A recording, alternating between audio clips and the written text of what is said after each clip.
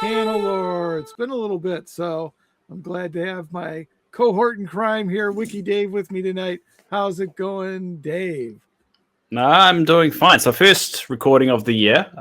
We probably should have done this last year because that was when the last short story was actually released. But Christmas happens and life happens, so we're doing it now.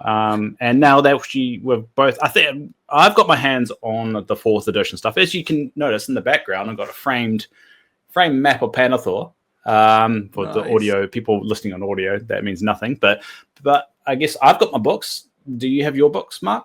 I have my books. I've got the hardcover sitting on the shelf. I got my PDFs from my all-in Salamander pledge there, and getting all the STLs, and so I'm enjoying that. And I've got some printouts. I got all sorts of stuff. So unfortunately that's for terrific. me, Yeah. Between fourth edition Champions and Epic Warpath, I'm so many universes, so little time. Yeah. And I'm like that with the wiki. I'm like, there's so much I need to update here. But taking it one step at a time and talking about it is part of what this hobby is all about. Just talking about the lore and dissecting the lore, because with franchises like this, it's ever changing. And that's what's part of the fun of doing these kind of episodes. But before we dive into the breaking down the last 5 stories, short stories, we need to reintroduce a segment that we haven't done for a while. It's time for the news. There we go. It is the new segment. I don't have an animation yet for it because this is the first time we've used that sound effect with the actual camera going. But yes, it's the time for the news. So I'm just switching things around. There we go. All right. So the news that we want to go over is the first and most important news is Last Light has come out. So Last Light is the 4th book in the Sacred Arc quadrilogy, I think it's what they call it. Yeah, if there's, I mean, is it a quadrilogy if it's like a diamond shape? Because it goes kind of like steps of deliverance, and then one character goes off and does Heroes Fallen, and that's Estelle, and then another story goes off and does Faith Aligned, that's Orion, and then they come back together. So it's like a diamond. Is there a name for that? Dimology. There you go. We'll go with that. Dimology. There you go. We're coining it. Register it. Yep, that's it. Yeah. So it's Last Light. It's just come out by Mark Barber. You can get it either through the Mantic ebook channel, or you can order it as a physical copy through Winged Star. We'll put the links down below. It's one that was supposed to come out in December, but things happen, things get delayed, and there was a lot of releases around December as well. But I'm really excited for this one. It's the end of the Sacred Arc kind of line of stories, but from what everyone is saying, it's not the end for the characters, which I've got a feeling is going to tie into maybe when the Basilian army list gets dropped in one of the supplements during the 4th edition run. Because if trends continue and the writers of the books are also writing the lore of the actual stories, like we've seen with Ben Stoddard, with the Trident Realm, with Scott Washburn, with the Halflings, with who am I thinking? I think Mark Barber did the Salamanders as well. Hopefully he gets to do the Salamanders the Basilians, and then we see a lot of the stuff that's in here tie nicely with the Basilians and how they work, especially the Paladin stuff. There's so much good stuff with the Paladins, especially how we know the Sacred Arc was one of the first established chapters of the Paladins, and then we've got the Golden Peak as well, which was briefly mentioned in Faith Aligned, but from my understanding has a bigger part in this. So I'm very, very excited. So I'll throw it over to you, Mark. Well, are you excited for this one? What's your feelings on it? Yeah, absolutely. Very excited for it. And the other thing is kind of a weird take. We were talking about which was going to be the first Winged Hussar publishing characters to get STLs or models. And I was very, very hopeful that we were going to get Estelle and Orion here. And I particularly love this cover because these two pictures would make fantastic models. And so I was hoping for that. But no spoilers. We'll talk about that a little bit later. They were not the first ones to come out. So, but no, I'm hoping that they do. And maybe with the Basilian release, we'll get them. So Yeah, I mean the list that we got with, and we're not going to go too much into fourth edition or the invasion book. That we're actually going to do a podcast in the coming weeks to kind of go over all of that, really dive into it. But what we saw with the invasion release is that we actually got a lot more named characters getting tied into the list. But outside of those three that were in the invasion books, the others were a little bit light on it. So I'm really hoping when the Basilian list book gets released, whatever one that lands in, we don't actually know which one that's going to be in.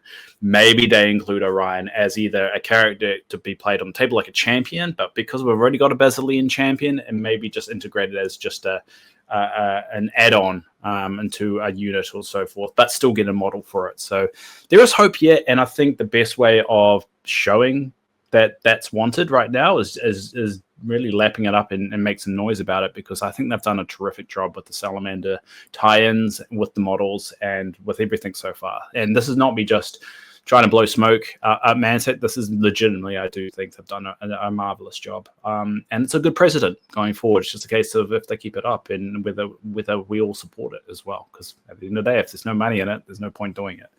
And that's sad state of affairs, but it's the nature of how this hobby goes, unfortunately. But yeah, anyway, Last Light, go get it, and we'll put it in the link description below. All right, so the next one up we have is the talking about tie-ins and so forth, is the Salamander Champion company that was announced. So the STLs for the Salamanders were released on the Vault. So you can actually go in there and download pretty much every unit, apart from I think there's one or two there that you can't, but the majority are there. So we've got first models of Chikatoa. We've got quite a lot of really firsts, and the big one is the Champion Army can actually be downloaded on the Vault. So we got Zach, which is one of Mark Barber's creations. I think it was created by his son Leo. I think that's what the original. And he was in Hero Fallen, and he makes a big part in the invasion book. And we actually find out what happens to him after Hero Fallen. Is that it looks like he did, and this is a bit of a spoiler, looks like he did find the cure to his clan's infertility condition. Not infidelity. I said infidelity last time I talked about it on this podcast. The infertility condition. Looks like he found the cure, but we'll go over that again in the invasion breakdown. But yeah, it's really cool to see that. We also got the card there, the Zach card, which is really cool to see. I've kind of modified a little bit to actually have the colored model, because it's showing with the non-colored model. That's just my little addition on the wiki there. With it, we've got Jandrix's Scouts. We've got Halithorn Salamanders, which is actually a subspecies of salamander, which has a really cool story attached to it. Again, we'll dive into that a little bit later on. And we got Valith Lancers, which are basically raptor riding salamanders. And it's the first real models that I've got of the raptors as well, which is really, really great to see. I think one of the bigger additions, which I actually just showed Mark, is that you can actually download the champion cards for free. They're actually available right now. You don't need to get the STLs for it. You can actually just go on the website and get it. And if you actually just log into your account, go over to downloads, and if you go to Kings of War downloads, it should be right there, and it sets a really good precedent of eliminating that barrier to entry, which I always go on about. You eliminate that, you get more people to play the game. There's no excuse for people not to be able to, buy those STLs, print them off yourself, and actually just play champions now. It's really great to see this initiative, and I think this is going to bring a lot more people to game and get people. People are worried about cost. I think that's been a big one, and there's a bit of a Vault. We're recording this during the Vault controversy, and if you know anything about that, we're not going to go into. It will die by the time this actually comes out. Maybe, but a lot of people are struggling financially, and that's understandable. The world is very expensive right now, so. You want to lower that barrier entry as much as you can, and try and show like there is no excuse to not be able to play this game with your mates. And I think this is a really good initiative. They haven't done it for all the companies yet, and I hope they do eventually go down that route. But it's a good sign of things possibly to come with other champion releases. So But I'll throw it over to you, Mark. What do you feel about how do you feel about the Salamander Company box? Oh, well, boy, a lot of mixed emotions. For the company box itself, for the Salamanders, awesome. So you have the ability to buy the STLs. You can also go ahead and pre-order the models themselves from Mantic. It's the very first, we're going to print them and you can buy them. What's that? Print on demand, I think that's what they call it. Print on demand, yeah. So that's very cool. It's 50 pounds, so it's not, a regular company's, I think, 40 pounds. So, a little upcharge there. But you got to remember they're all in STL printed resin, so got to do that. So I am making my. It's sitting in my cart right now. I think I'm going to get it, even though I have the STLs and I can print them, and I have started printing some of them on my FDM printer. I think I'm just going to do it. So I'm just very excited. I want to support it. And I'm shocked that those cards are up there, to be honest with you, in the download section. That actually blew my mind. But, Ronnie, on one of the discussions that was recently aired, mentioned that I think it was in the Ask Us Anything interview, and you can find that on YouTube. He mentions that Champions is coming to the companion. So you said that too. Yeah. So, I mean, if you've got a companion subscription, you can get all the companies. So I wonder if they're going to, lead you in that direction, or if they're, this is just a teaser or what. So, but it's very cool that it's going on Champions or on the companion. And the big reason is because I'm so used to my list being printed out of the companion, instead of having the cards. I like having a list. So I think that's going to be pretty cool, and it should be real easy for them. They're just going to set the list and you just print it. So I wonder if we'll get any other features. So, but I hope so too. I think what people are asking for the companion and for the vault is a little bit more. I think that they feel like the prices are going up on it, and they're kind of like, it's not, it's already, I think a lot of people had that feeling it's already on the cusp, and you could argue quality compared to everything else, yada yada. It doesn't really matter at the end of the day. If people don't have the money to spend on it, they don't have the money to spend on it at the end of the day, so they have to justify it. And a £1 increase is £12 over an entire year if you talk on a monthly basis. And for someone like me, you double that because of the currency rate. So that's $24 for me for just a £1 increase a year. So it can add up. So I think you have to always be conscious of that. You always have to be evolving the product and showing people why you should continue to pay for it. I do agree. I hope they do put all of the stuff in the companion, and just give people more, opening more doors to get people invested into it. And the print on demand thing is terrific for a person like me, because I've always complained the fact I don't have a 3D printer. There isn't a lot of businesses around here that allow that or even can do that kind of thing.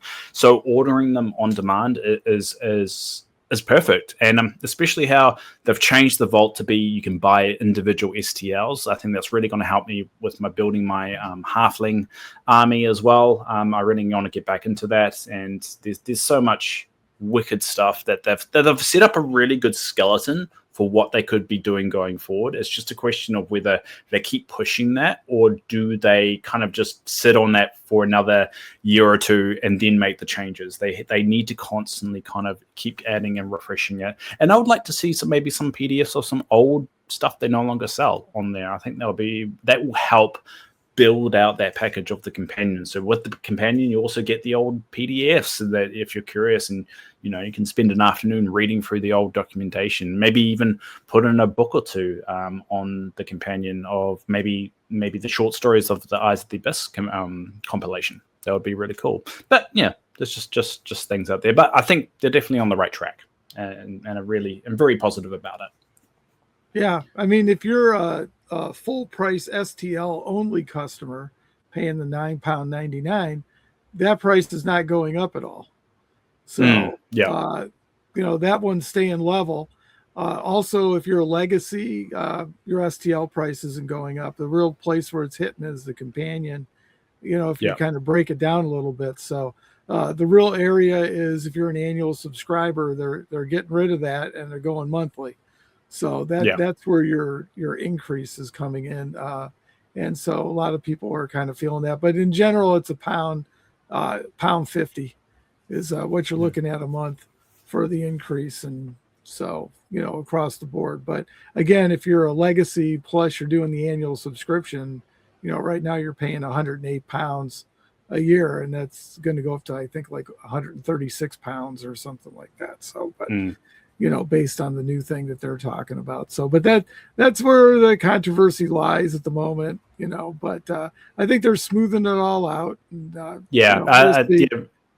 it's another drama for another time. But talking about Champions. Champions is the entry point to King's War. That was the intention anyway, with Champions being a smaller, easier to learn game, and then you eventually scale up to Champions. So we have to also look at it. Yeah, you got the legacy and all that stuff, but with new people coming to the game, they're not going to have that. So you want to keep that as low as possible.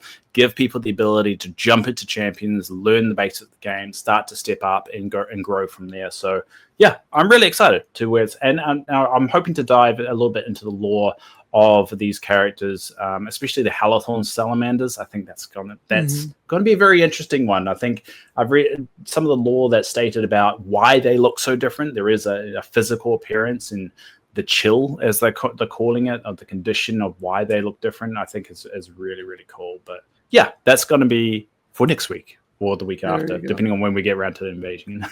Well, one more quick thing on Champion. I mean, with Champions up on the companion, one of the big things is everybody wanted the cards. So if you're a companion, you can see the cards. It'll help you pick a company that you like. And the other thing is, people put their models together and, they'll go ahead and maybe play Champions, as opposed to not playing Champions because they couldn't get the cards. And it's been over a year since the release. So, and if you really wanted the cards, you could, snag the stats off of videos and things like that. But again, I'm looking forward to getting the list printed. So I think that's going to be great. And I wonder if there'll be some other features, but we'll save that for a Champions episode. Yeah, I think you're overdue to do another Champions episode, especially talk about, and you've got all the stats now, you know how to see them, so you can actually put them on screen and talk about them in a little bit more depth. I think it's also good for, especially when people look at the price of the hobby, they when people new coming to the hobby, they don't know that this is the regular price. They just see the price tag and say whether that's cheap or not based off their individual circumstances. So them to invest so much money into a Champions box is quite hefty. It's quite expensive. So if you got somebody who's new to the game, who's learning about the game, and they're like, I really like this particular aspect of the game, which champion fits that, or which army kind of fits that, there isn't any way for them currently to figure that out. If they really want to dive into the more melee side of things, what's going to be the best one for them. So having them there available for them to access is only going to help grow Champions and grow Kings of War as a whole. But that's my feeling on it, coming from more of a neutral. I don't play that much, so take that with a grain of salt. But that's just how I feel about it. So I think it's a good step. It's a good step overall. Yeah, we got Champions coming. So we got the Zerkali box coming out. We just got the Salamanders, and then the Basileans and the Abyss are going to get separate company boxes now, so you don't have to buy the 2-player starter set. So and you can grab one of those and grab the Basileans. Are really good. And we know the force of nature is going to be in the next book, so it'll be interesting to see if we get champions. I actually have a Champions box set behind me. It's the Trident Realm one. That's actually a gift for my niece. So nice. Axel's an awesome model. Yeah, Axel, and he's in the stand in Cullen Spire, which yes, I've got my gripes about how it kind of fits into canon, but we'll talk about that another time. Otherwise, we'll be here all day. Anyway, the last thing we're going to talk about in the news is the remodel of the wiki. So right now, you can't access the wiki. Can't access the wiki at the moment. I've actually brought it down.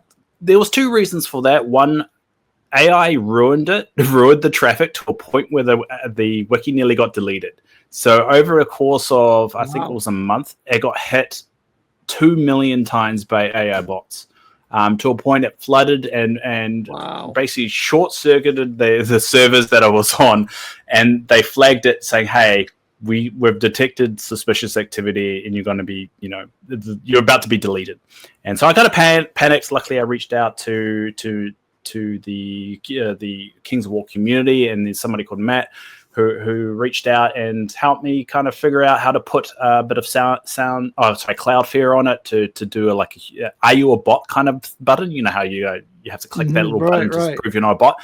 Kind of put that on the website so that would stop happening, and it definitely helped with the traffic. But I always said with the 4th edition, I would remodel the site a little bit, get away from the old kind of look, but also upload everything new into the wiki to kind of get it off right. So if you notice that the look is very, very different at the moment, there's still a lot I need to do, but I fleshed it out. We've got a big news section on the front page. We've got all the currently playable factions. We've got the non-playable factions there. I've even added in the timeline every single period of time that we now know about, like the Age of Creation, the Age of Sorcery, Age of Nobility. Each has its own individual page. And if you look at the Age of Conflict, there's a lot of years that it has stuff for. It goes for a while. So there's quite a lot of stuff that I've transposed over there. And there's other stuff, like one of the big things that the event sounds like it's going to be over the course of the entire 4th edition kind of run, the invasion of the Zerkali Empire.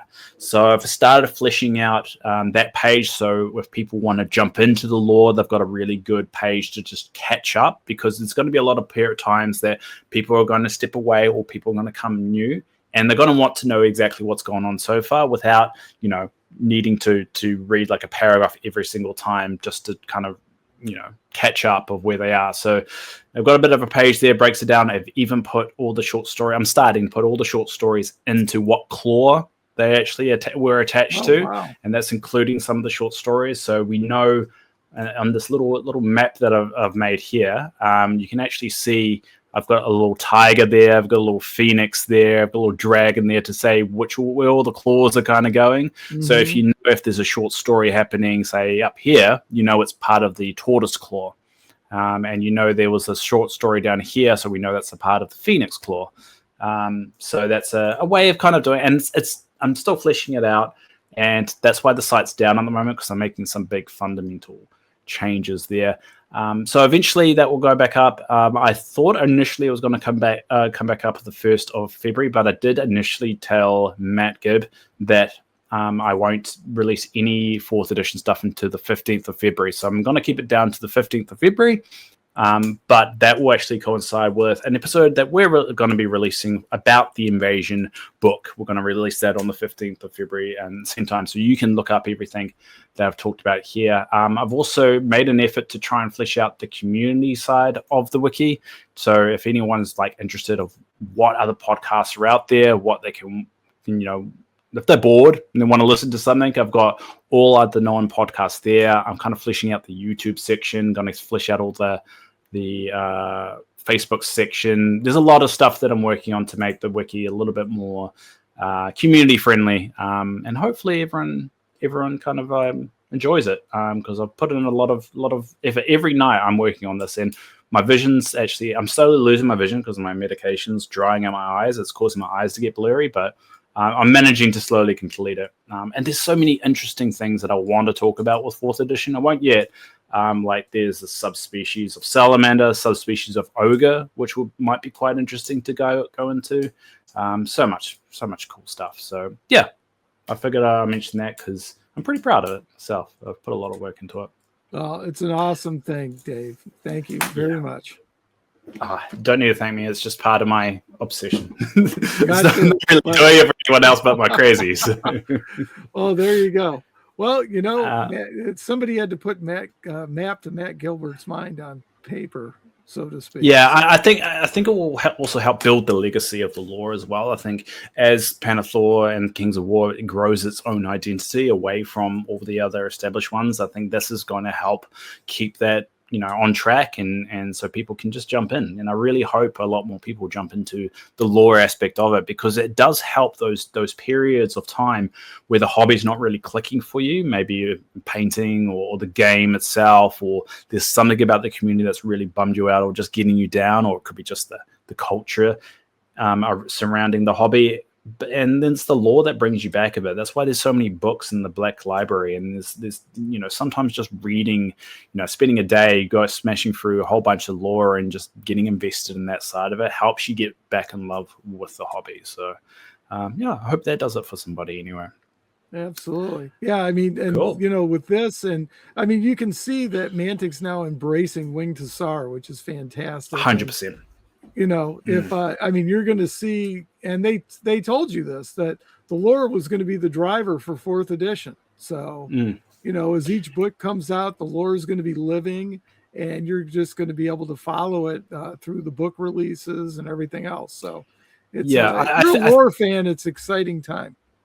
Yeah, 100%. And I think one of the big things as well is they said, we've got a summer campaign coming up as well. And they said, our actions will influence that. And I really hope it does influence it in a very significant way, because I think that's the big complaint of what's happened previously. Yeah, they've tried this a couple of times. They tried it with the Harpy's Rift campaign. They tried it with the Edge of the Abyss, I believe, and with Shadowed Horizons. And I think the big thing came out of it is, like, even though the good guys won, it seemed like the story kind of still went in the way of the bad guys, and it kind of felt like they already had a plot in mind of A to B. They just changed the wording to get there. Like, instead of like, the bad guys smashed the enemy and managed to get to point A, they said, well, the bad guys lost, but they still managed to get to point A. It's like, I hope it has a little bit more weight to it. I guess that it does make it quite hard when you're trying to tell a story and then all of a sudden, you want it to go this way, then all of a sudden you have to go that way. But I mean, that's kind of like how D&D goes. Like, it's up to the dungeon master to kind of write around that and trying to make it all work without it feeling like a little bit preset, And I hopefully they go down that route. And I would say it takes a bit of practice, but we'll see how that goes. Because have you been involved in many of summer events? I have never been involved in some event. I've just watched them. But have you been involved in any? Oh yeah, we've played games in them. So I think it was the Halpy's Rift one where, the dwarfs won the Halpy Mountains, but they still got driven out. That's still a thing for me. So, we worked really hard to try to win that sector of the map, and so that did feel a little pre-scripted. But it makes sense if you look at everything that came after it. There were box sets and everything else. It's driving the lore today. So that was a really pivotal piece of the lore, and they left it. And that's the risk of it. Yeah, that's the risk of them doing this. And I think that with the Zakali Empire as well, that's going to be a big one, because the Zakali, they've got their own ambitions, and they are, all of a sudden invading all over Pannilore. I mean, it kind of doesn't work if the invasion gets beaten back and then nothing else happens. Like, they can't end the story there. So it'll be interesting to see how they get around that and how they push forward. It could be a case of, there's, if the forces of good, you could say, or if you consider the forces of good, not the Zakali, if they win, it maybe destroys 2 claws and 2 other claws move forward, and I think that may work. But we'll see. We've got a few months to speculate until then. Yeah, it'll be interesting if they'll really leave that up to the summer campaign. It'll be very interesting. Yeah. Well, they said they're going to bring another book out later this year, so they might add in that into the book. Oh yeah. Well, we're supposed to get 2 books, so we should get one around June and one around November, December. So the thing is that everyone says that, they're going to get 2 books a year, and everyone's kind of holding Mantic to that. But if the 5-year cycle is a 5-year cycle, 2 books a year means that they'll run out of books before the end of the 5-year cycle. I don't think everyone should put a gun to their head and say you have to deliver 2 books a year to Mantic. I think let them cook, and we shouldn't be expecting 2 books every year, because I think if we force them to that, we're not going to get a quality product. And I don't think we should be getting 2 books a year. I think we should be getting maybe 1 one a year, maybe 2 books every like off year. But hopefully we don't get 2 books a year, and they're kind of very low quality. I don't know. I don't know if we should be holding them to account to the 2 book rule. That's my feeling anyway. Well, I mean, that's one side of it. The big reason is that people want 2 books is they want to get all the armies out. So nobody is stuck, GW style with, the Astra Militarum. They're always the last book, and then you have it for 3 months, and then the new thing starts. So actually, if they knock out 2 a year, you're done early in the 5-year cycle. Okay. And then you have stability, hopefully, for the next few years. And then I don't know, they might bring the Clash of Kings back or something else, but the big reason for the rush, okay, is to get the armies fleshed out, 4th edition style, and let people play with it. So that's fair. That's cool. What I think it is. Yeah, fair enough. We'll move on from that. And so the last bit is just a general reminder of our Golden Celestian competition that we have going on. That is a competition of, if you do want to enter, you basically just need to paint up a lore character, any lore character within Pannilore, and then post a picture into our Discord, and we will vote on it at the end of the year. And it can be anything. It can be from a Mantic official model, or it could be a model that is part of the line, and you paint it up to be a particular character, like Orion. You could pick a paladin to make it look like Orion and sculpt it the way it is. Now, over the course of the year, I'll be adding things to the pot of the winner. So at the moment, we've got the Heroes of Kickstarter Dungeon Saga box. So you got these 3 models. So you got Samgon, Nicola Malone, Funny Bone, and Shadow Walker. You'll get that. I've also, thanks to Wing Sa, adding in Drowned Secrets, this book. It's a book by Ben Stoddard. It's actually got a shout out to Mark in it. I believe it does. This is the one that has a shout out here. Yep. Yes, as a shout out to Mark in it. It's one of the first books out there, and I believe Ben is actually doing an audio version at the moment. He's recording it, working on it. Yep. Yeah, he's working on it. So this is brought to you by Wing Sa, mainly because they accidentally sent me 2 copies, and I've had this on my shelf for just sitting there for a while. So I figured I'd just throw this into the pot. But yeah, you'll also get it's a good book. It is. You'll also get a statue at the end of it. We'll make up a Celestian statue. We don't. Well, based on probably the artwork of Rise of Celestians, but yeah, we'll slowly add things to the pot. At the moment, no one's entered, but we're only 24 days as recording this into the year, so we'll see how it goes. But I will continue adding things, and hopefully we'll get a few things. Otherwise, I just keep it all. I'm sure we'll get an entry. So I will enter myself and win it by default if no one enters it. But yeah, join the Discord. All the links are below and so forth. Cool, and that's about it for the news. Do you have anything, Mark, before we jump into the short stories finally? Oh, well, not that we'll talk about now. I could probably rattle for a while, but it's been a while since we've talked. So, but no, let's get to the main event here. So, the main event. So, as of people that have been following, we've been covering all the short stories that were released on the road to 4th edition. So this time we've got the final 5. We've got Soaring, all by Matt Gilbert, by the way. Matt's been very busy. Soaring, For the League, Pannilore, Skirt, and Bone Breaker. Bone Breaker. So, all, as I said, all by Matt Gilbert. Some of them were longer than others, but it was quite surprising to see. So. Yeah, Pannilore was quite long. Yeah, Pannilore is definitely the longer one. For the League was interesting to see the League of Roiden in there. But ultimately, before we dive into it, Mark, you don't need to elaborate. You could just point it out. Which one was your favorite out of this batch? You're going to be surprised, but I'm going to say Bone Breaker. Bone Breaker. Interesting. Yeah. Was it because you just like goblins, or? I think part of it. I also, because it just had a nod to some of the other, some of the other goblin characters, and, just kind of, Empire Dust is in there and everything. And I don't know. It was interesting. And, for me, it was a good way to end the series.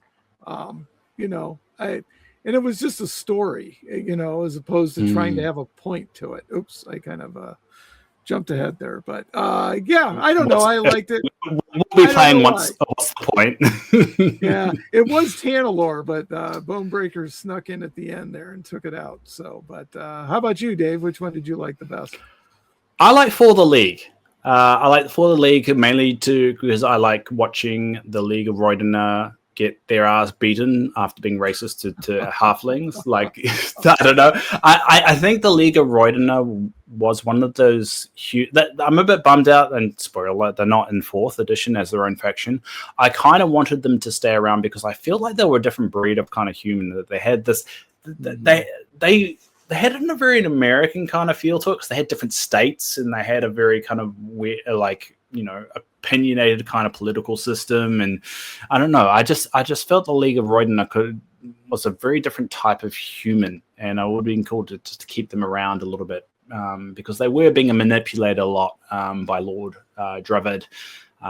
So I don't know, I just wanted to hear more of the League because we don't actually know what happened after really the Rift Forged orcs raged through their territory and kind of messed them up. That's pretty much the last thing we heard about them. So I don't know, it was good to hear from the League again.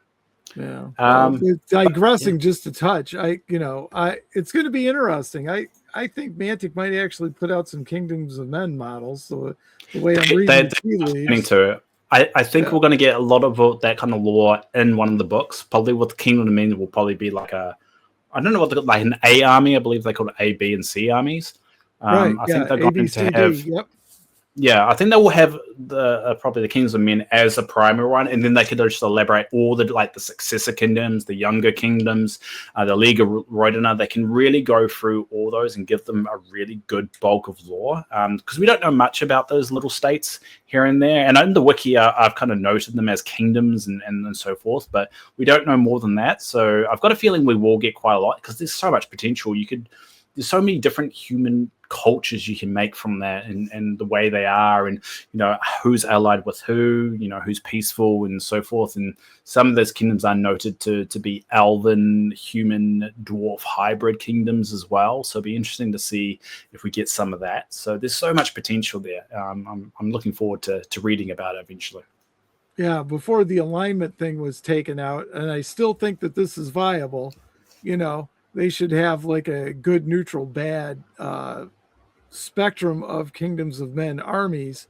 And I think that it's the one where you could kind of customize, maybe more so, kind of like Space Marines, you could make them in one of those ilks and, really go to town with it. And I think that there is a lot of opportunity there. So if they were an A army, coming out in one of the books, they could really go to town because there's so many different kingdoms, and even if they're not kingdoms, little fiefdoms or something around. I mean, the mind is staggered by the amount of opportunity that they have, and it would really give people an opportunity to customize their army. Yeah. And if they dive into the coat of arms kind of side of things as well, of colors and so forth. I mean, the League of Roidina was a good example of like every state had its own little color code kind of deal. And where they were saying the muster, when they were all getting together and it was just a mishmash of all this color and so forth, of all those representations of different states and so forth. That was kind of the potential of what you're referring to. Because I was, with the Space Marine comparison, I always thought either the Paladin Orders would be that, or it would be like states like this or like kingdoms like this. And I think that would be a good path to go down, but you want to establish that right off the bat. So if they do come out with it, I hope they go down that angle, and I hope we get coat of arms for like, Valencia or Primathal or whatever it's called. That just those nations, we get colors for them and get a little bit more fleshed out. So anyway, we should talk about the short stories instead of going back. That's all right. I mean, crafting again, because that's what we end up doing all the time. Well, 4th edition is exciting from a lore perspective, and it is. It's very, very exciting. It's a good thing and a bad thing that all the armies didn't come out at the same time. And that's why I think that coming out 2 at a time is great, because they get them fleshed out and stuff like that. But, I mean, we're used to all the armies coming out. They're ready to go. They're playable. You get updates in the Clash of Kings.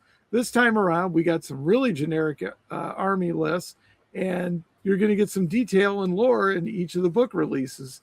and it leaves it open. It also allows them, as they go through the books, to like kind of pivot, and customize a little bit. And Matt was very clear in the Ask Us Anything YouTube video chat that, I mean, each book is going to be kind of like a Clash of Kings book.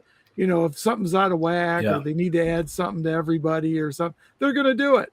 So, and you want them to do it. You want them to have that opportunity to pivot, because you don't want them to go, hey, we've got a 5-year plan. We're going to stick to it and we're not going to change. You know who tried to do that? Marvel. And look what happened to Marvel.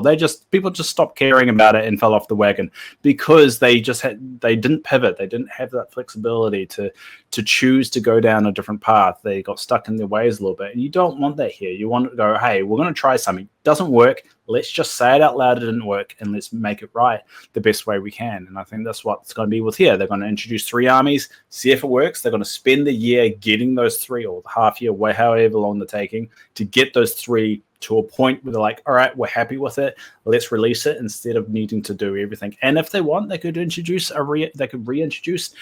Free Dwarfs with the Dwarf army and just make little alterations. And I hope they do, because Free Dwarfs is a fantastic variation of Dwarfs. And we know that with the new lore, there is other Dwarfs in the east as well, and there's other Ratkin in the east, and there's also other salamanders and ogres called the Omni in the east as well. And it's going to be very interesting to see going forward. And it could be a case we get a new faction every single one drop that we get. I think with the amount of times that we read about Ophidia in the most recent invasion book, makes me think Ophidia is coming, because they keep on mentioning Ophidia. They're not subtly ignoring Ophidia. I've got a feeling that's coming. But yeah, we'll see. We'll see.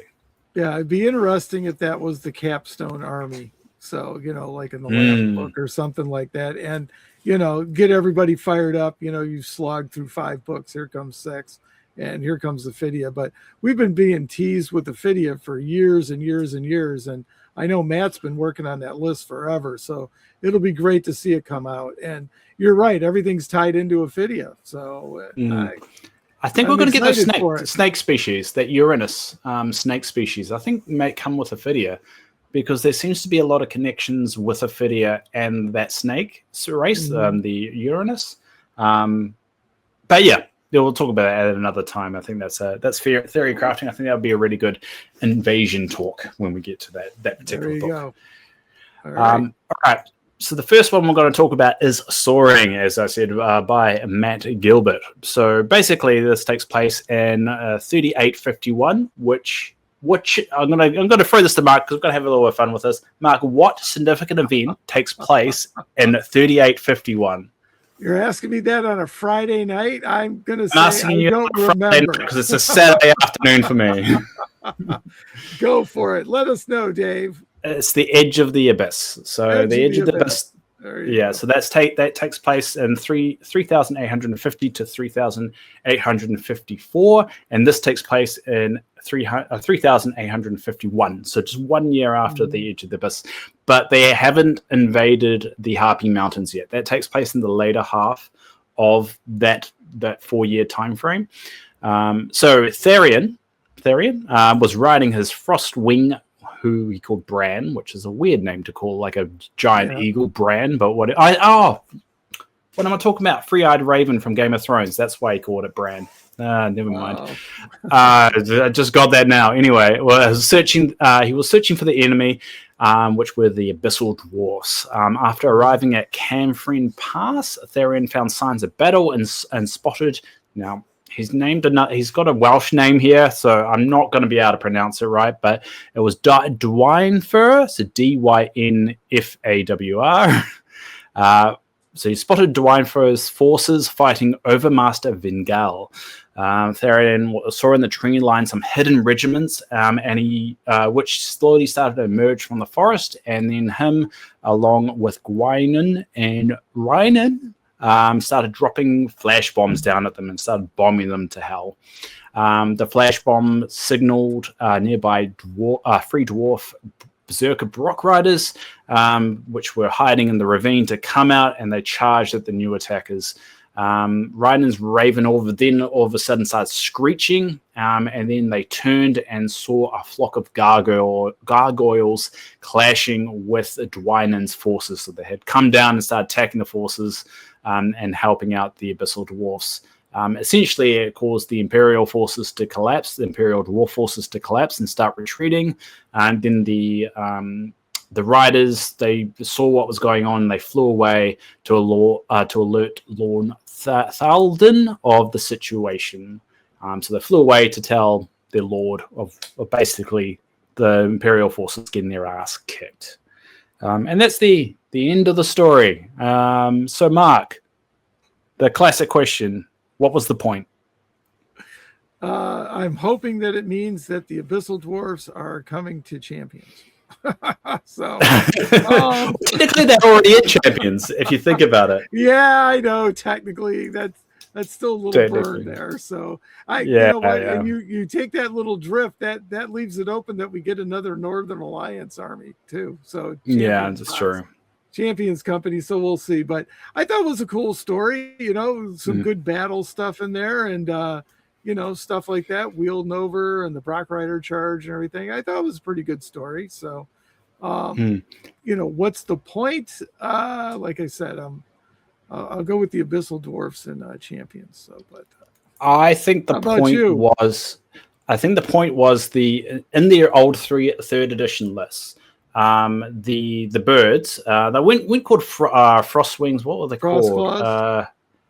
I think they're called Frost Claws or Mountain Claws or something like that. I don't think they're called Frost. I think that up in the north they call them Frost Claws. Stone Claws. They called them Stone Claws, but the Stone Claws were only available on the Free Dwarfs list, not on the Dwarfs list. Mm-hmm. So I think this story was to indicate that they will now be on the Dwarf list, because the Free Dwarfs list doesn't actually exist.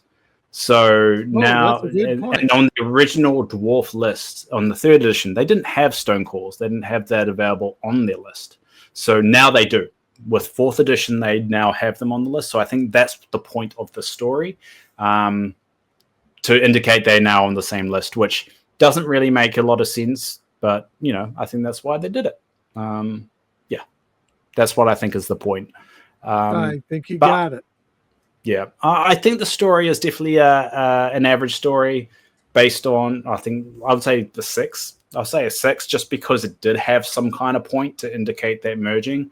But it does seem like there wasn't any threads that led on to anything else. It was very much an isolated story about a battle that we didn't know ever existed, taking place during a war that, you know, has already been kind of explained, and it didn't really add anything to that event at all. So it was, I would say it's a 6 just because, there was some interesting elements there. Yep, I agreed. Yeah. All right, perfect. So we'll jump on to the next one, which is my favorite, For the League.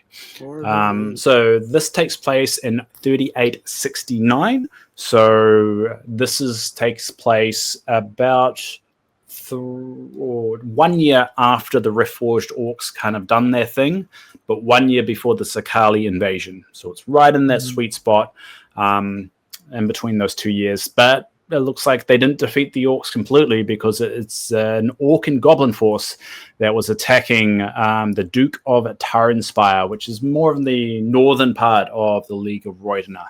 And so they were, the Duke of Targenspire was attempting to rally his force with words of encouragement while riding a cockrice. It's basically a chicken with a spike tail. Apparently, it's in the new Fable game, cockrice. I don't even know if I'm saying that right. It's basically a chicken with a huge stabby thing at the end of its tail. My orc champion in my orc army is riding one. So there you go. Yep.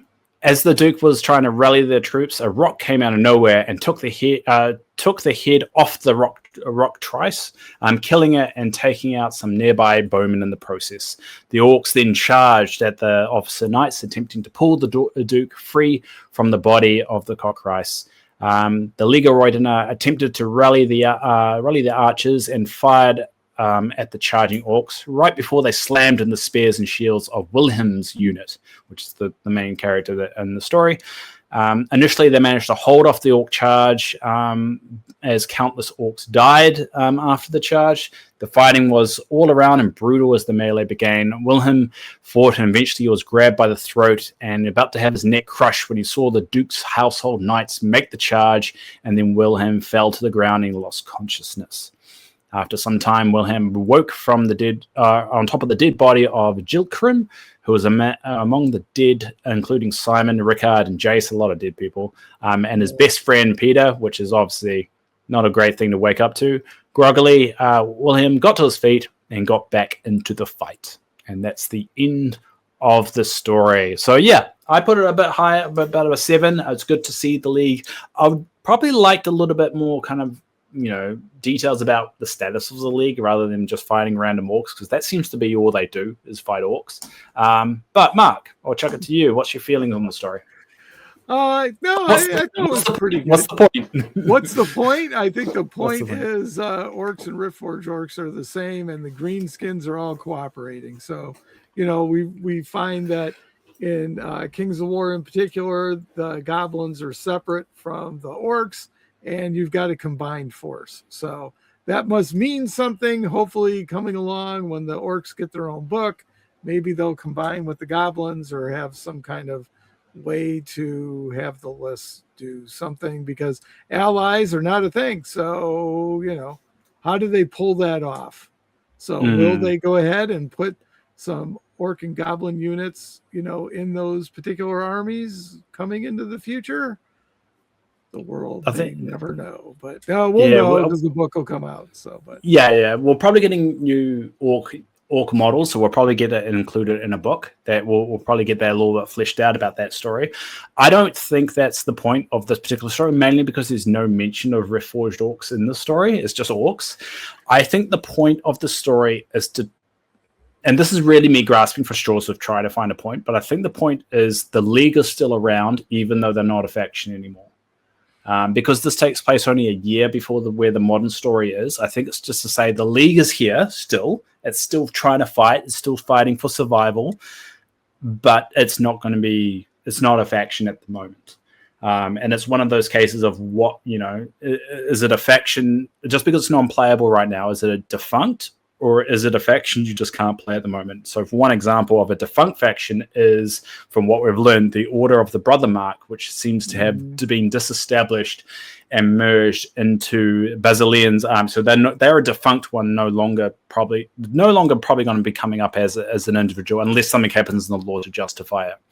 But the League of Roidina does still exist. It's still around, and a lot of their units got merged into the Kingdoms of Men lists as well, because I think you can get halflings in the Kingdom of Men lists for 4th edition as well, which kind of ruins the whole Kingdom of Men kind of idea if you can get halflings in it, because it's Kingdom of Men. It's like you might as well say Kingdom of everybody else, and then just put everyone in it. But yeah, demi-human kingdoms. Yeah, just elves. Put elves in there. Put the herd in there. Who cares after you break the rule of only having humans in there? You might as well just throw everyone in there.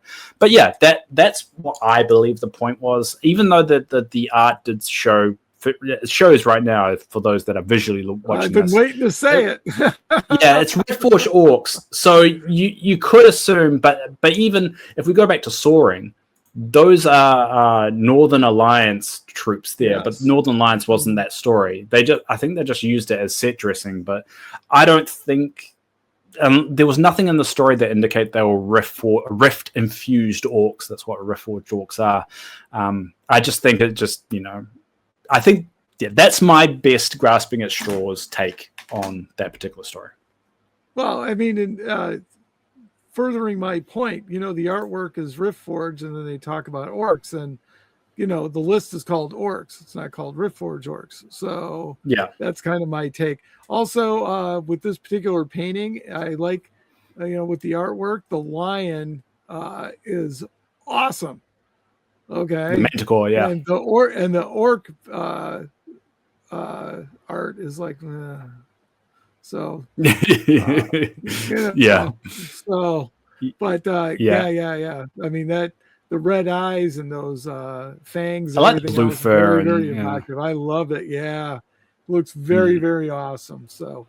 yeah, the Manticore looks really cool. I think that they do the Riftforged orcs and the Halfling models when they came out. I think it was 2022. That was a good step up for them, and they still hold. If you look at I think I've got a Manticore around somewhere. They still hold true to today of how great they are, and that's probably why they didn't get resculpts when the Halflings came out this year.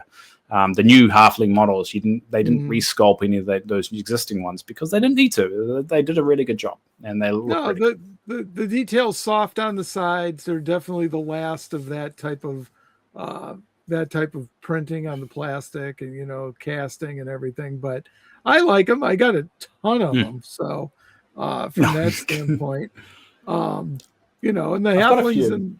and the Riftforged were in the same 2-player box set. So, but so they hold a special place. So I've got my ambush army of them. So, and I got to play them at Clash of Kings. Thank you, Steve Hildrew. And yeah, so I like the Riftforged. So now that they're just orcs, I do. I was surprised that they went just orcs. I thought they were going to go. I was disappointed. Yeah, I don't know if I I'm was disappointed because. So, I think from a lore point of view, I kind of like the idea of the orcs are the new child, the newborn that was just made by the wicked ones that are more that it's like the second child kind of syndrome. The second child, the parents did it better the second time kind of mentality that the orcs should have. And I kind of hoped that the orcs they kept this kind of feud of like the Riftforged orcs were this elite. And I've mentioned this before, but this elite team that are well fine-tuned and aligned with the wicked ones, and the orcs were kind of like the ones, the forgotten child a little bit, so they're a little bit resentful, a little bit bitter, and because of that resent, they end up siding with the Basileans or siding with some of the forces of good because they realize all these years of them, paying respects to the wicked ones meant nothing. They were just replaced. And how bitter and angry would you be if you were like honoring your gods and all of a sudden your gods turned around and honored some people like you but discarded you? I think that would have been a really cool narrative way to take them, and they could still take them that way. It just feels like, it felt like they introduced Riftforged orcs and they're like, let's just put them together, and I was like, they kind of ruined it. I got a different story for you here. So, you said elite strike team. So they came in, they were created to do a certain job. That job ended. And so now they're just banging around. And so since they're not as numerous as the orcs include them in as that elite strike force. And so they've kind of been absorbed into the orc culture and things like that as the elites. So because they're not as numerous, and so they couldn't take over all the orc tribes and everything else like that. So they kind of work with them, and they're the Green Berets. So they're Delta Force. Well, the thing is with the Dark Water Crusade that occurred, the Abyssal Dwarfs used Riftforged orcs. They didn't use orcs to attack the Trident Realm. So I don't know. I get that perspective as well. I just feel like Navy SEALs. I just feel like there should have been more of a divide, in my opinion, because I think what's missing for me, at least with the orcs of Pannilore, is more of a culture established within the orcs. I think they've still got that generic orc mentality of they're just savage. They're just like they're unhinged, and we saw a little bit of that culture come through in Claws on the Plain, and I would just like to see them grow that a little bit, maybe even establish their own areas. And I think in the east there is a like orc home, or not orc homelands, some orc location as well that kind of implies they're more settled in that region. I completely get where you're coming from, but I don't know. I just don't see that interaction yet, I guess. And for that to work for me, I think I need something in the lore to help cement that. Yeah, well, maybe Garcan's not making any more of them, so they're kind of that dying breed, elite strike troop, and when one dies, they don't get replaced. So I mean, they They're always up to something down there, though, in the abyss.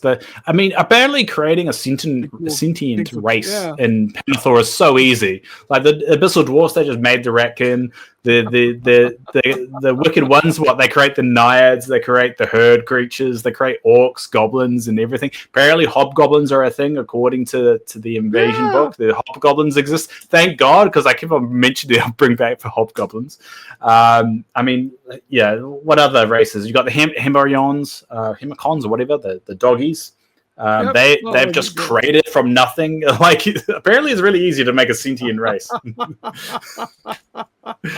Well, equal opportunity gods, but yeah, exactly. I mean, they're Celestians, they can do anything. So, right? Yeah, well, the Celestians make the yellow high after being split in half. That's just the way it is. Anyway, let's go on to Pannilore, which sounds like Pannilore, to be honest. Well, that plays out at the end of the story. So yeah, it does. So this is a long story, and with the long stories, I just don't have the energy to go through it all. So it takes place in 3501, and it's Aaron telling a story about an encounter with the Fae. And so the story kind of is about Aaron. He's part of a wagon group, just kind of escorting some trade from, I think it was Elvenholm, through the forest that's down there. And basically they get ambushed by the Abyss. And then the Fae saves Aaron, and he's telling the story. And there's this particular little girl that he meets called Pannilore. And eventually his granddaughter is given the same toy that the child gives Aaron during that encounter. And there is a mention also of a barkworm, which is probably the first time we've actually heard barkworm in a story, but basically a worm, which is bark. But yeah, that's basically the story of it without me going through the entire story. And it's about an old man telling a story to his grandma about the Fae. And so I'll chuck it to you, Mark. What was the point? What was the point? The point is the Fae still exist. Yeah, I think it is too. Okay. I think that's it's the elf list, and they still exist. So I think you'll see them in the future. And I thought it was just I thought it was kind of a cool name, from that standpoint. Pannilore, Pannilore. I could hear it at the end of the story. So, as a dad, it kind of just all kind of wrapped together. So, but I thought it was pretty cool. Huh? Yeah, I'm dead inside, so I don't really have the dad feeling. But I think the whole thing, and now that we know the list from the 4th edition, when the story, obviously when all these stories come out, we didn't know the list. We're really speaking on this in hindsight. We know that the Sylviankin are no longer their own list, and that's been integrated into the elf list, which is basically a Sylvian elf. Elf is kind of like a very generic, like all elf kind of falls on that other than the Twilightkin. And so a lot of that has been integrated into the elf list. And I think a lot these stories seem to indicate of like saying this faction is still around here. We're still acknowledging they exist in the world. They're just not on paper on the list anymore. So I think that was the point. And I liked it. I think it was a very good story. I think it's on the higher end. I would say around a 7 or an 8 for me. Yeah, I think possibly the other point is they're not going to be called Sylvankin anymore. Maybe they'll be called the Fae or something like that. Yeah, I hope they do. I think. Yeah. Just to get rid of the elf part, Yeah, so. I mean the Fae is supposed to be like a more evolved Sylviankin as well, because the Sylviankin, as we learned from Rise of the Celestians, Sylviankin is their primal form of an elf, and then the elves are kind of moved into, and then they eventually become the northern kindred kind of elf. So the Sylviankin is their that's their caveman kind of where they started from, and then the elves migrated, because elves are thousands before. Actually, now that we know the timeline, I think it's like 350,000 years before. No, take that back. 35,000 years before the Celestians arrived, the elves were created. So they lived for thousands of years before Celestians even stepped foot on Pannilore. So Yeah, I think it's good to acknowledge it. It's interesting to know what they're going to do with them, because there are hints that there is something going on, especially with the forces of nature and with the Green Lady. Something suspicious. Again, we'll talk about it in the invasion breakdown, but there's something going on there. So I've got a feeling it's not the last we've heard of the Fae. Yeah, and and it also gives them a chance to explore different things. Something a little more fantastical, so to Correct. speak, Yeah. with the little critters flitting in and out and stuff like that. So I think it's kind of cool. And plus, you look at the art; it's very evocative. So yeah, it's the headshot for the Sylviankin army list from the 3rd edition. For those that are just listening. Yeah. So there you go. So cool. I'm looking forward to it. Sweet. We'll move on to the next one, which is Skrit. So this takes place in 3866. So for context, that's the same year as the League of Roidina split from the Halflings. So it was that year. So on the morning of 3866, 5-year-old Skrit, so he's only 5 years old, was observing the results of a battle against the nest he belonged to by the dwarves. Or they could have been free dwarfs. It's just implied dwarfs in general, so we don't actually know. It could even be abyssal dwarfs as well, but it seems weird if it was abyssal dwarfs because they're kind of more aligned and sided. Skrit began to eat a hand that he managed to obtain from the previous night's battle. Skrit moved through the battlefield until he came upon a tunnel his group emerged from the night before, and remembered that Herka, who had died the night before, escaping with Skrit. So yeah, he remembered Herka who had died. I didn't write this very well. Suddenly, a crossbow bolt narrowly misses Skrit's muzzle, and Skrit moves quickly down the tunnel with another bolt narrowly missing him. Skrit kicked the trigger stone, collapsed in the tunnel, and went to prepare for another night to attack. And that's the story of Skrit. So yeah, we learned a little bit about the age. We don't really know how long rat can live for when they mature, but it's I mean, I like the story in terms of not a lot happens to the story, but we do learn that Ratkin comes to maturity at least by 5 years. So they mature pretty quickly, which we assumed, but this is the first time we've actually had a date. But I'll chuck it at you, Mark. The age-old question, what was the point? What was the point? Well, this one I struggled with a little bit. It also was short compared to Pannilore, so it's very short, yeah. Very short. I'm not sure, to be honest with you. It's got to be something around the Ratkin, but I don't know. I didn't really see the point except for it was a little story, and that they fought dwarves, and hands are tasty. Yeah, and hands are very tasty. Yes. Well, what'd you get out of it? I will tell you, I have no idea. I think the only point of the story is to tell us that Rat can come to maturity after 5 years old. That's pretty much the only thing I got. Okay. To be honest, it's one of those stories that I don't know why they did it. I mean, I started to think after the story that maybe they were just trying to give a story about every faction they can, and they just haven't done one for Ratkin yet. But they already mentioned the Ratkin and the Out of Control story. I think that was the first story that they did. Mm-hmm. Right. So I don't know why.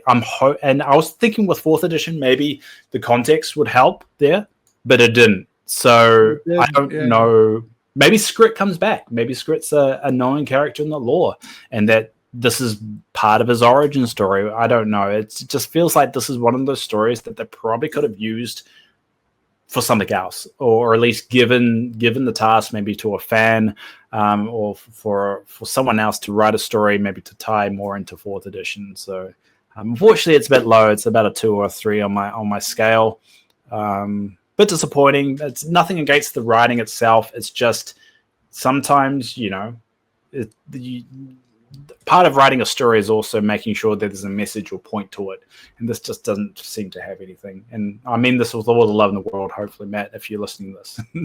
I don't mean to insult. I'm just giving my opinion, and you'd rather me not lie to you and kiss your butt. Well, maybe Rob Berman's writing a novel, or maybe Matt is as well.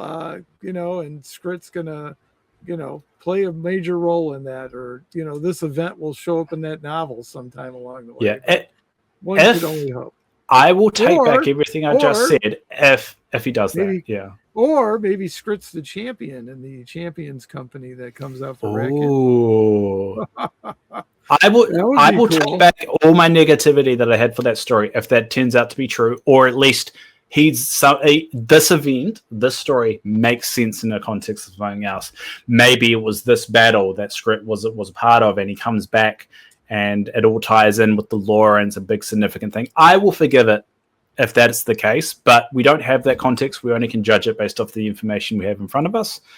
So at the moment, it's a lower, but Matt, you have a chance to fix it. And that's the joys of this kind of the world and this kind of franchise. You can fix stuff like this, and you can fix stuff that's stated years ago and for it to make sense. Yeah. All right. We'll move on from that before we dig ourselves deeper. Yeah, I got to say real quick, though, this is the artwork from the ambush box, the old ambush box. I love this artwork.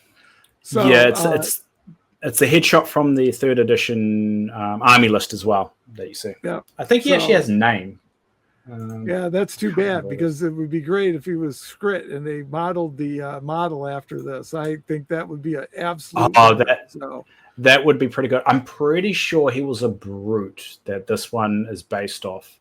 Because I've got the actual. I think it's where is it? Yeah, I have it here. I think so, but Big Tooth Spine Breaker. Oh, okay. That's his name, Big Tooth. That's what the model, the art is for, because it's got his name underneath the artwork in the 3rd edition book. He's in the wiki. He's a brute enforcer. That's actually a brute. But you never know. Could come back. Scrit. Hashtag you never Scrit. know. Hashtag. Okay, let's move on to the final story, because we're going on for more, and we don't usually do that. Your favorite story, Bone Breaker. Now this one is a goblin story. It's about Brugger. Kind of sounds like bugger, but Brugger. And his followers were attacking the Emperor of Dust, and included his whiz Thump and others such as Dimwit the Troll, Harg, and Frag. I have an issue with Matt on this, but we'll talk about it once I finish the story. With their main threat being a massive bone giant. As they fought, Brugger was surprised and attacked from behind by a sandworm. Frump used his magic, and with the help of Dimwit distracting it, he managed to destroy it with a spell. Once the dust settled, Brugger noticed that the bone giant had lost his head and the fight was turning in his favor. Brugger believed this was a sign that he was going to be king. So we'll chuck it to Mark, because this is your favorite story. How did you feel about the story? What was the point? Well, I liked it a lot. I'm just going to say real quick, one of the things that I really enjoyed about the story was Frump more than anything else, because that's the sound he makes when he catches fire. Frump. So, it is. Yeah. Frump. And then they've got a couple of luggets that have some buckets of water to put him out. So it just was so goblin-y. That was the best part. It was a very goblin story, yeah.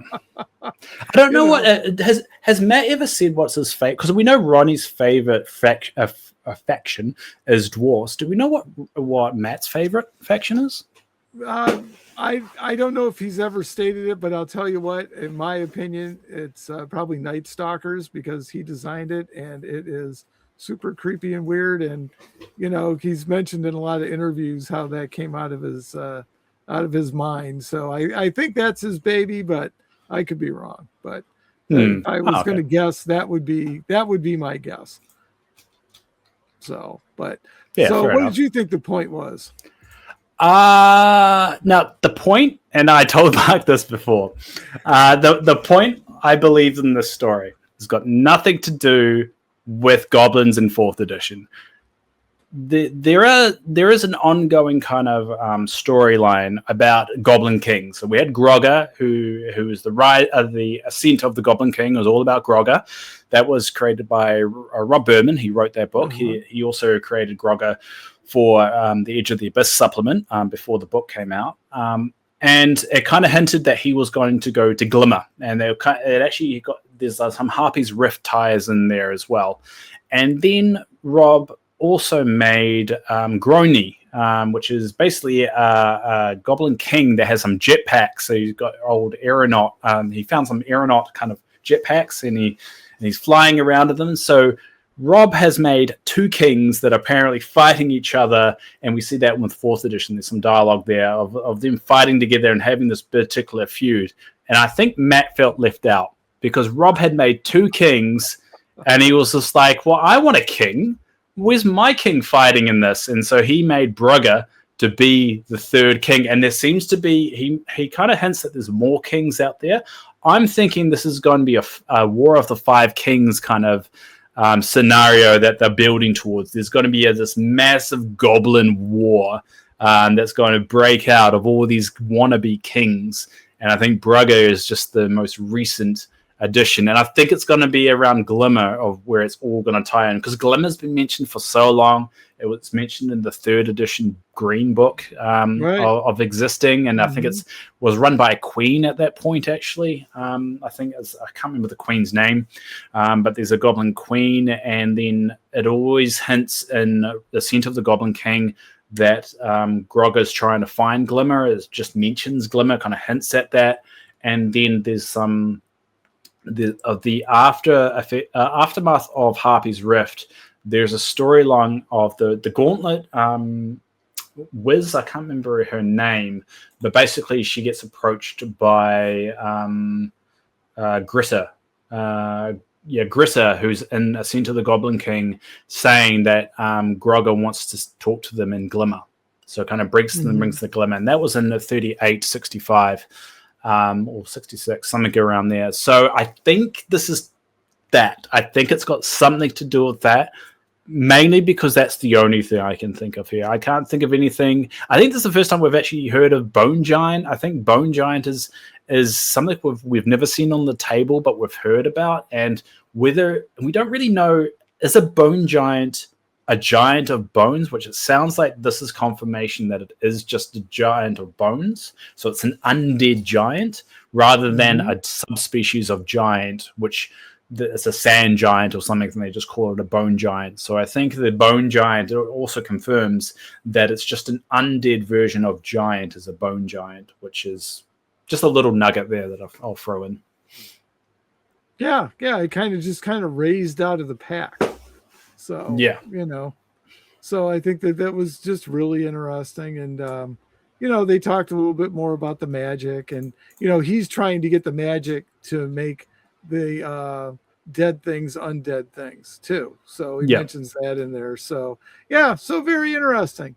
Maybe it turns out that, he's going to find a necromancer somewhere along the line, or I don't know, but they could go a bazillion directions with that. But I like the story. It's my least favorite part of all of them. For some reason, I'm not a fan of the art for the goblins on this particular one, but the story was my favorite. So I think it's a nice way.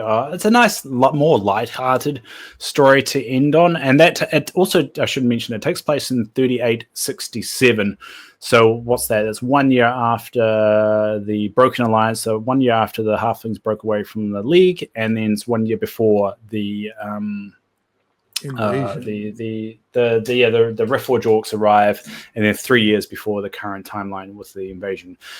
So, with all that talked about, that's all the stories there. So, this is all the stories we've got. I've got it on my screen at the moment. So, that's Out of Control, Rage, The Traveler, Argan's Luck, Planestalker, Mage Song, The Passing Years, Valencia, The Sleep of Cindy Share, Sermon of the Forefathers, Soaring, For the League, Pannilore, Scrit, and Bonebreaker. So, we'll chuck it at you, Mark, because we do have a question that was proposed to us in our Discord. We kind of threw it out there. We always ask if anyone's got any questions.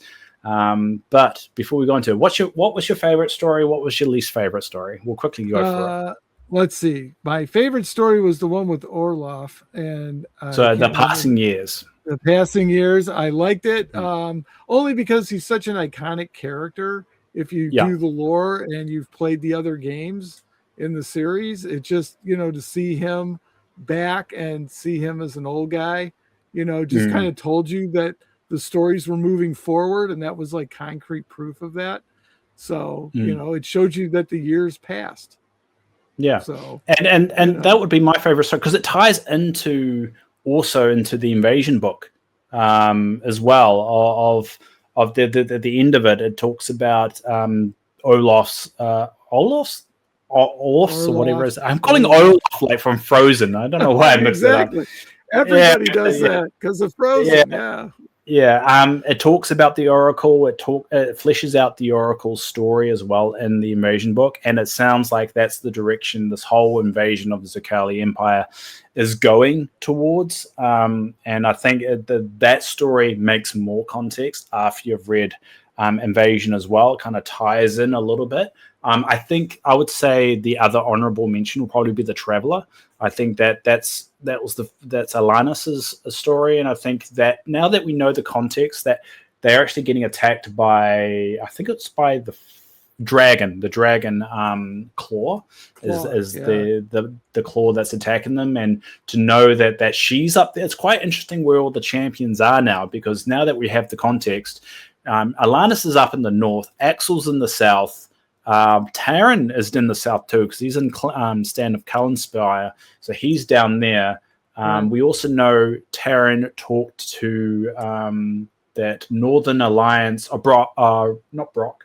What's the Northern Alliance champion? What was his name? Oh God! Oh, I can't remember off the top of my head. He's the dwarf. That's a Bissell dwarf as well. Dwarf.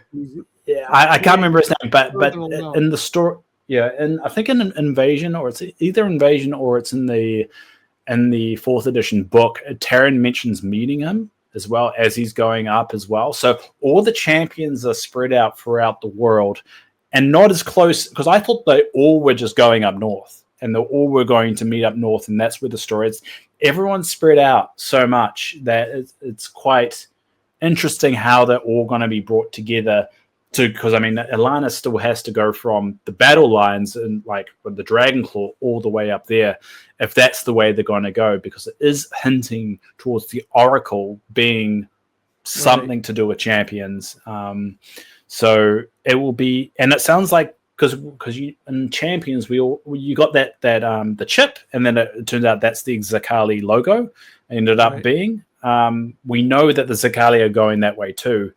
For one reason or another, and there's a lot to digest over the plot line there. I've got my few theories about what that whole plot actually is referring to, but I think once you have that context, those short stories work better.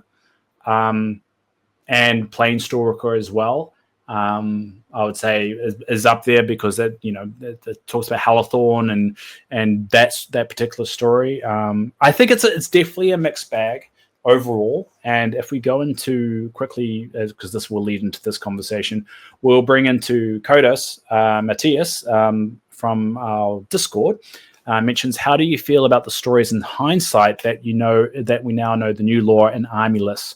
Which ones do you think was the best teaser for the upcoming changes? So we'll answer that second question first, because I think it'll be good to kind of highlight it. Which one do you think was the best teaser for 4th edition for you? Oh, the Traveler. We just discussed it. I mean, that one is, to me, directly related to the whole thing. I mean, that just kind of told you what was going on. Alanis was there, and the invasion starts. I mean, that's the story. I mean, to me, correct. I would say that. Yeah, absolutely. Hands down. Also, runner Planestalker and Mage Song. I say Mage Song and Planestalker will be the runner-ups on that. Yeah, oh, that's true. That's true. But yeah, Traveler with a bullet. Yeah, absolutely the best. Yeah, and I think that kind of leads into more of the downer side of you could say my feelings on it. I think these stories were a huge missed opportunity to include a lot more of the community into writing these stories. And this is not a dig at Matt. It's nothing like that. Nothing dig at the quality or anything like that. It's just a good opportunity to bring in more of those voices, because a lot of the Ring Hussar books that lore is now being written into the main core books came from opportunities that Mantic gave fans. Like Ben Stoddard is a good example. There's so many short stories of things being written from fans that have been made it into official lore. It just feels like they should have. A lot of the stories that felt a little bit, there wasn't much point to it, should have been used to be similar to Planestalker or Maid Song or The Traveler, and to tie more into that. I get that there's a risk of you don't want to spoil things before it's released, but let's be honest, no one really could put the context of The Traveler.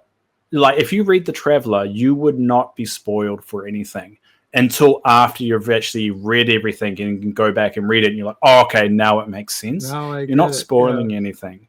And so I think that it was definitely, I would say, if I was going to give it a grading mark, it would probably be about a B in terms of a A to F scale. I would say a B. There's some good things there, some good context clues and so forth, but they could have done a lot better job of making this feel like a road to 4th edition kind of story, or all these stories.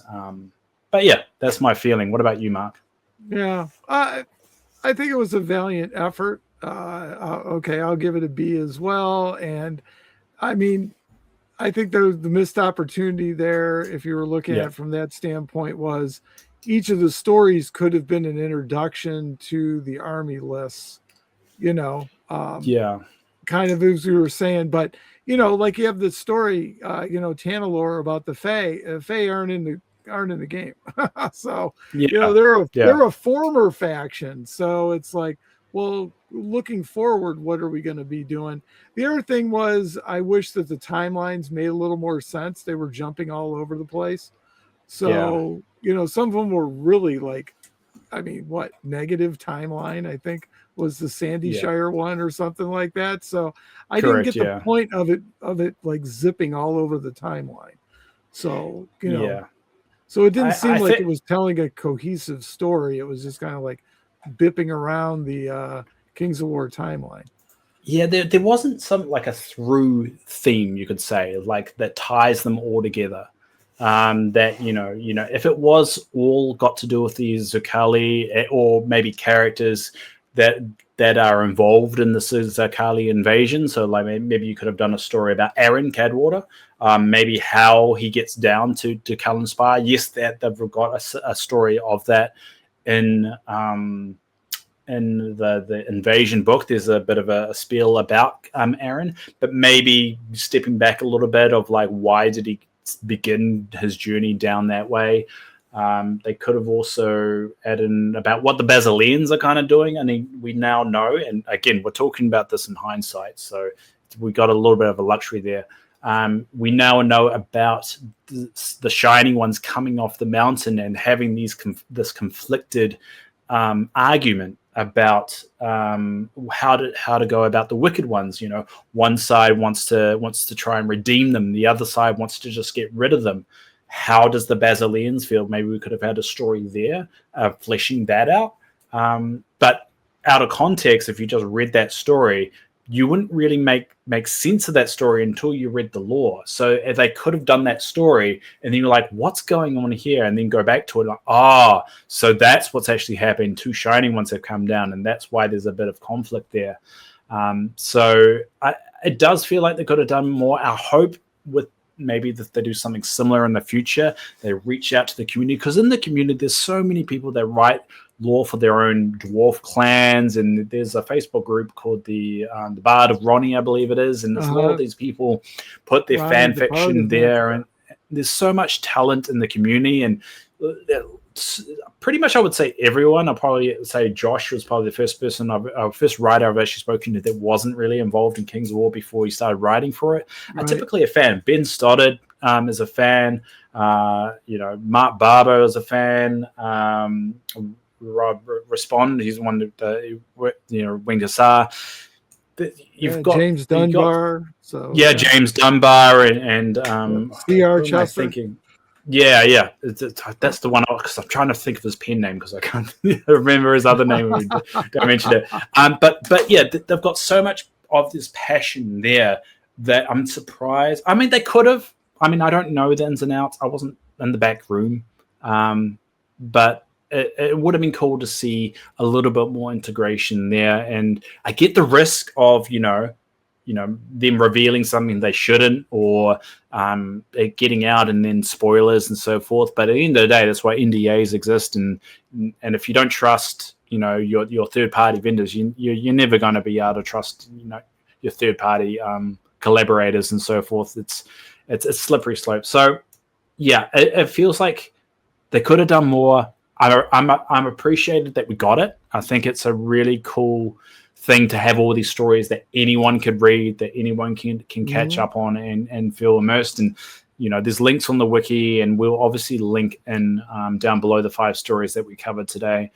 And I'm glad that we got them. So really, hopefully people take this I was just complaining. It's just more of a case of like, I wanted it to be better, but I don't think it's bad, if that makes sense. Right. I can see Matt Gilbert in my mind's eye right now yelling at his iPhone saying, "You idiots, you missed it. It's so obvious." It's like, this is why it was done. This is how it all flows together. Script is what the key to holding everything together. You guys just don't see it. How did you miss all of that? There was secret. And Elliot's story, that thing that you blew off and thought was the worst of all the stories, was actually the key to the whole thing. And blah blah blah. I can see him doing that right now. So, but man, if you want to jump on the show, man, we'd love to have you. You can go through the stories with us and tell us what the point was. I've said this to you, Mark, and I really want to do it. I want to get Ronnie and Matt on this podcast to really go back to the beginning of Pannilore lore from first edition and just talk about how it's evolved. Because, like, at the end of the day, how did everyone knows most people know how Kings of War, the system came about with Alessio.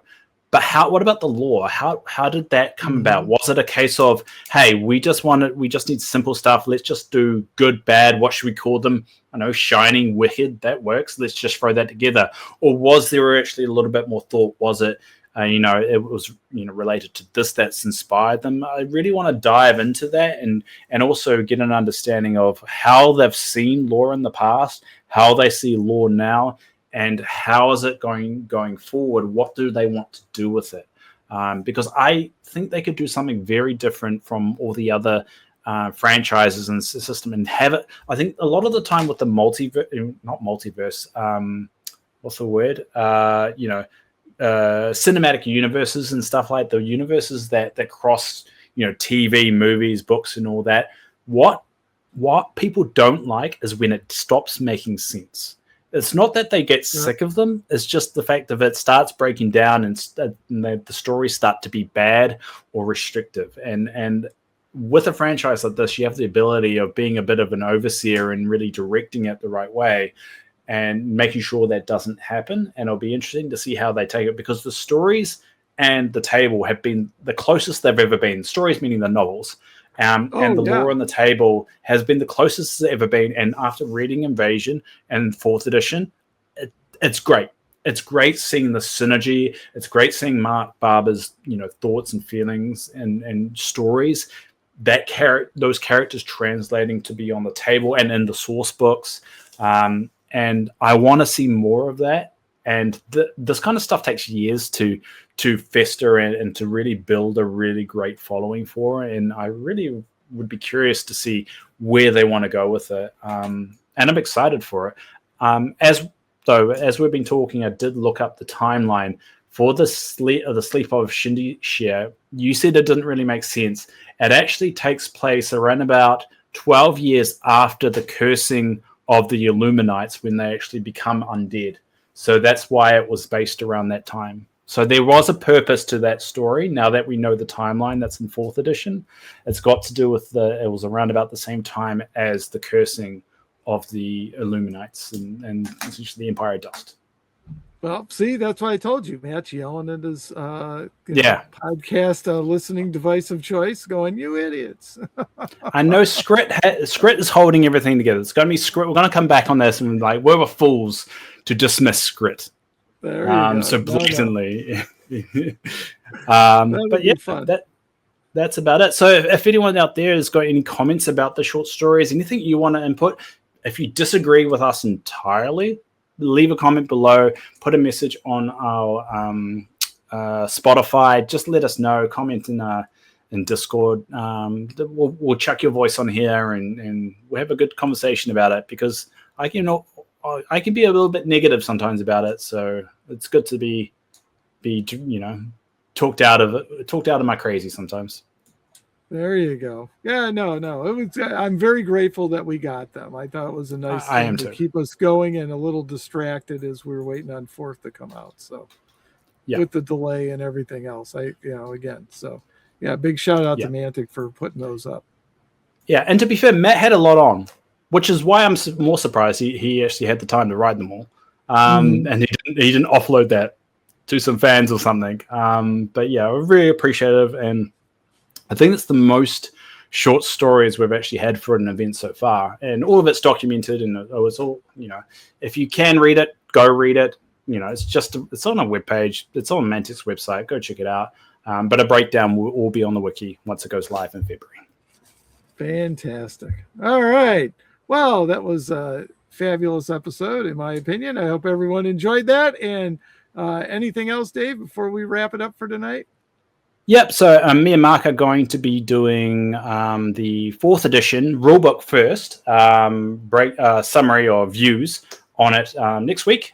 So if you pop a message into our Discord, leave it on YouTube or on Spotify, we'll include them. We don't get a lot of them, so if you mention anything, we probably will include them. Hopefully we're going to actually have this person on screen, Curtis, to join us as well. He wants to talk about it. But if you've got any questions about 4th, keep in mind this is just about the 4th edition rulebook and maybe army lists, but not about the invasion. The invasion, you could say, is part 1 of the event that we're currently going through. So think about the rulebook, what's in there. We're talking about timeline. We're talking about rule list. Talking about some of the history there, but not about what's happening right now with the invasion. We'll break that all down later. So Chip and I've got a lot of thoughts. Mark's have a lot of thoughts. But if you guys have a lot of thoughts, let us know, because that will stop us from rambling for hours. So yeah, there you go. That's all I got to say. All right. Sounds good. All right, folks. Well, again, thank you for joining us for another episode of Pannilore. We appreciate you watching and commenting. And again, we'll be back with 4th edition, then invasion, and then even more. So I hope you come back and spend some time with us. And hope you enjoyed the episode. All right. Well, and until next time, folks, take care. See ya.